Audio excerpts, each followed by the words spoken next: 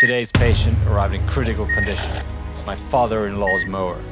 Now, let's see what's really hiding beneath the surface. Now we see the true condition. This is worse than I thought. This mower is a total anatomical disaster. The rust has eaten through like necrosis. I can put my hand straight through the cavity. Emergency surgery time.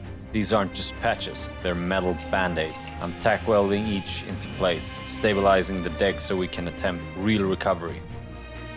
Now the real work begins. I'm grinding away decades of damage, welding these repairs in and hammering the superstructure back into shape. Every spark is progress. Every clang brings this patient a step closer to survival. Every operation begins the same way, with patience and control.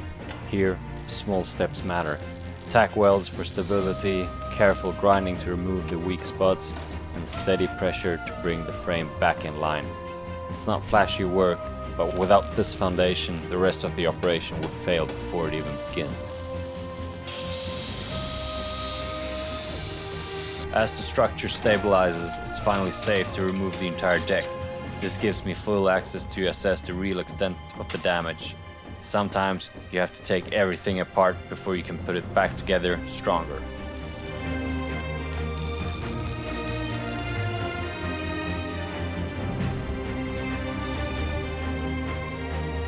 So far, so good. The repairs are holding, the structure's solid, and progress is real. But with restoration, there's always a moment when your biggest fears come true.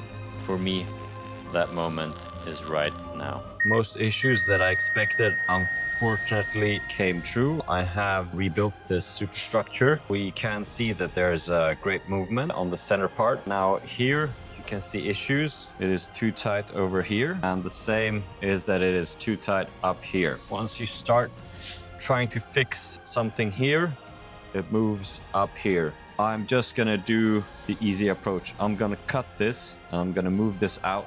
That gives me a bigger diameter. Now, if anyone would have done something differently, just let me know. I'm very eager to hear. So let's keep going. Final welds lock the superstructure in place. Stability here is critical if the repair is going to hold. Grinding away layers of paint and corrosion, exposing clean steel where new welds can't take hold. The rotors come out next. Worn parts pulled from a failing frame, giving full access to the deck. The worst patches of rust are cut away.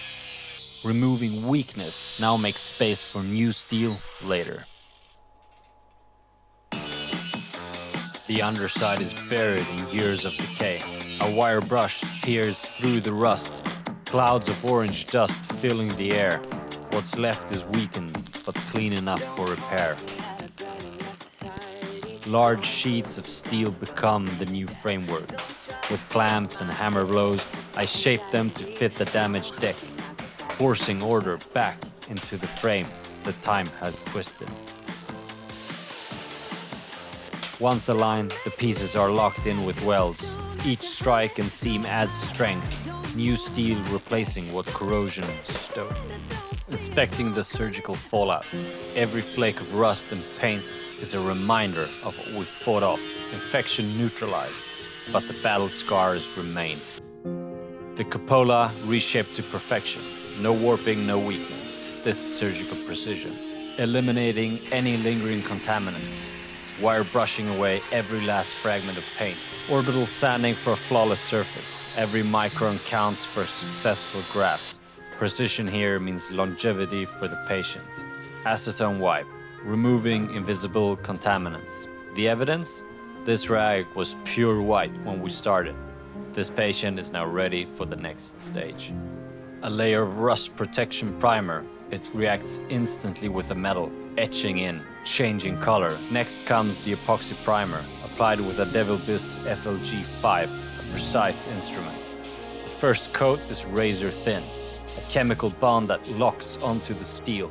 Then a heavier layer follows, building a strong foundation with final color. Finally, the signature yellow lacquer. The first coat lays down like new skin, sealing, protecting, and bringing the patient back to life. Now here's the question. Would you have kept it original yellow or gone for a completely new color? Drop your vote in the comments.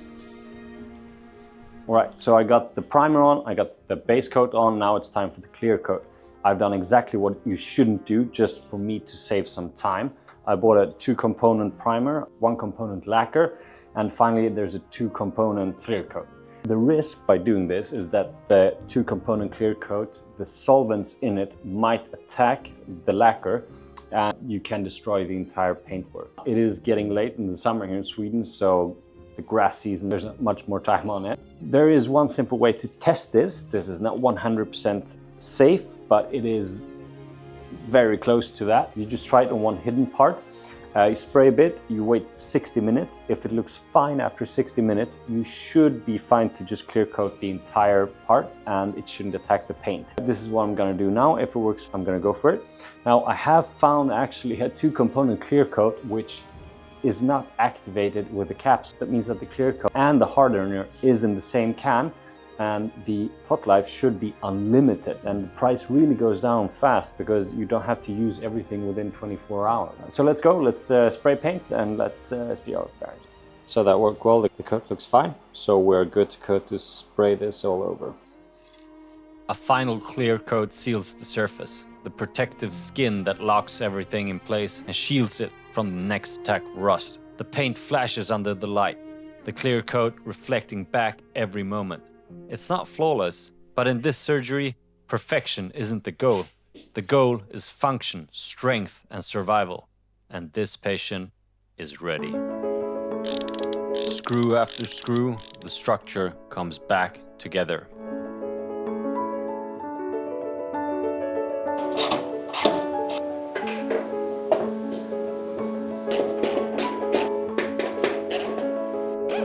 Every fastener restores strength. Every bracket locks the frame in place.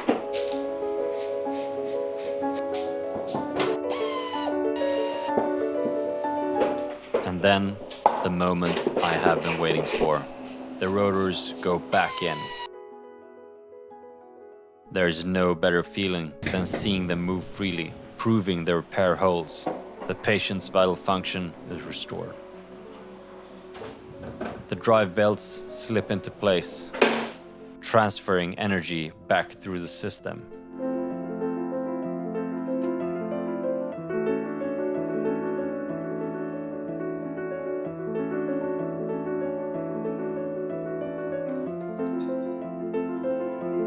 What was once dead weight now moves with purpose again.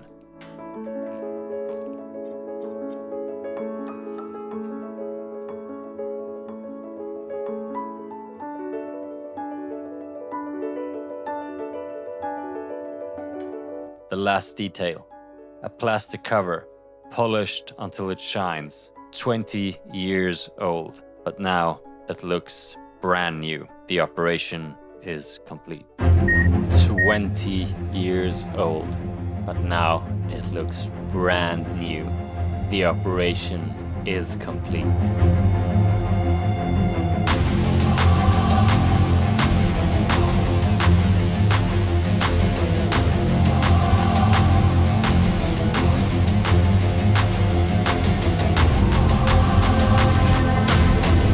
Reconnecting the patient to its life support system.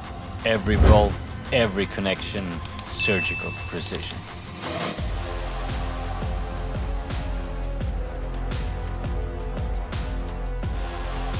Behold the resurrection. The ultimate test. Will the patient survive in the wild? After 20 years of decay, this is the moment. This was never about perfection. It was about survival, strength, and a second chance. And today, the steel surgeon can finally declare Operation successful.